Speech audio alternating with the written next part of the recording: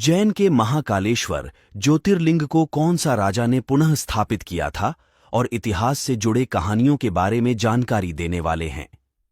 इस मंदिर से जुड़े दो पौराणिक कथा जो आपको जरूर जानना चाहिए।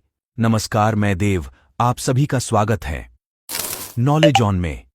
आज मैं बात करने वाला हूं उज्जैन के महाकालेश्वर मंदिर के बारे में। तो चलिए स्टार्ट करता हूं।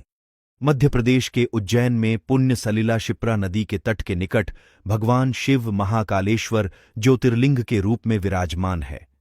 उज्जैन एक बहुत ही प्राचीनतम शहर है और यह राजा विक्रमादित्य के समय में राजधानी हुआ करती थी।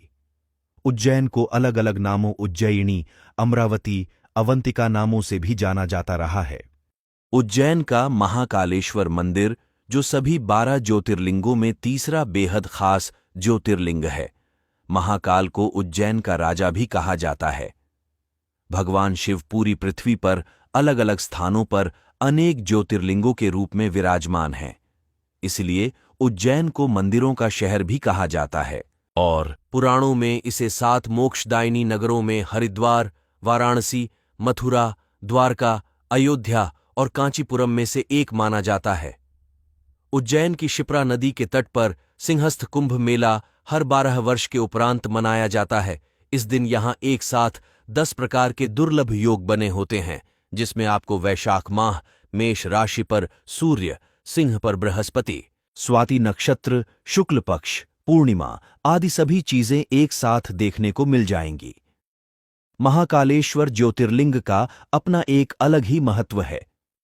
माना जाता है कि महाकालेश्वर ज्योतिर्लिंग पृथ्वी स्थापित एकमात्र दक्षिणमुखी शिवलिंग है। प्राचीन युग में पूरी दुनिया का एक मानक समय माना जाता था, जो कि यही से निर्धारित होता था। इसे पृथ्वी की नाभिस्थल की मान्यता मिली हुई है। महाकाल की महिमा का वर्णन इस श्लोक से दर्शाया गया है। आकाशे तारकम लिंगम पाताले हाटकेश्वरम भूलोके च महाकाले लिंडगत्रय नमोस्तुते। इस श्लोक से यह पता चलता है कि आकाश में तारक लिंग प्रसिद्ध है और पाताल की बात करें तो हाटकेश्वर लिंग प्रसिद्ध है, और अगर पृथ्वी पर देखा जाए तो महाकालेश्वर ज्योतिर्लिंग ही एक मान्य ज्योतिर्लिंग है। महाकालेश्वर ज्योतिर्लिंग का इतिहास। महाकाल के इस मंदिर का निर्माण 6वीं शताब्दी में किया गया था।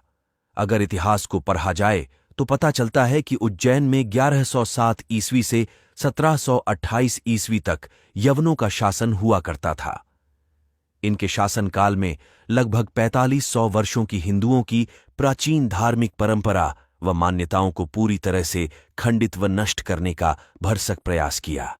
मराठा राजाओं ने मालवा क्षेत्र में आक्रमण करके 22 नवंबर 1728 में अपना आधिपत्य स्थापित कर लिया।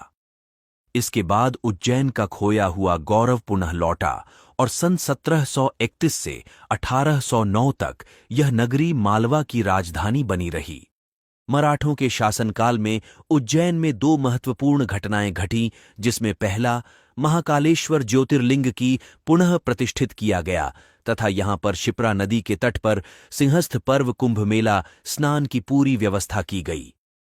उज्जैन के लोगों के लिए मंदिर एक बहुत ही बड़ी उपलब्धि थी और फिर बाद में राजा भोज ने महाकालेश्वर मंदिर की पुरानी प्रतिष्ठा को वापस स्थापित किया और इसका भव्य निर्माण भी कराया। महाकालेश्वर मंदिर से जुड़ी पौराणिक कथा। महाकालेश्वर ज्योतिर्लिंग को लेकर 2 बहुत ही अनोखी कहानी जुड़ी हुई है। अवंतिका नाम से एक रमणीय नगरी थी, जिसे आज हम उज्जैन नगरी के नाम से जानते हैं, जो भगवान शिव को बहुत प्रिय है। शिव पुराण के कोटि रुद्र संहिता में महाकालेश्वर ज्योतिर्लिंग की कथा का विस्तार से वर्णन किया गया है। महाकालेश्वर ज्योतिर्लिंग से जुड़े रोचक व महत्वपूर्ण तथ्य और बातें। महाकालेश्वर ज्योतिर्लिंग कब और कौन सा मौसम में जाना चाहिए? महाकालेश्वर ज्योतिर्लिंग के परिषद में कौन सा मूर्ति या नंदी बाबा कहाँ स्थापित हैं? इस तरह का और भी बहुत सारे जानकारी देने वाला हूं, तो नेक्स्ट पार्ट जरूर देखना। इस तरह का और वीडियो देखने के लिए फेसबुक पेज को फॉलो कीजिए और वीडियो को लाइक शेयर कीजिए। फिर मिलते हैं कोई नेक्स्ट वीडियो में, तब तक के लिए नमस्कार।